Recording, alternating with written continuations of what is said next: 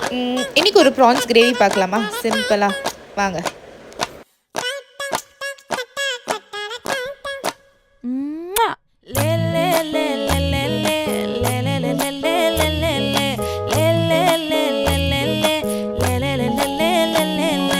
பாடி என் பொட்டல முட்டாயே சின்ன ரத்தின கொட்டாயே உன் குங்கும பொட்ட மேல வச்சாயே பாடா என் அம்புலி மச்சானே என்ன அம்புல தச்சானே என்ன கட்டி பூடி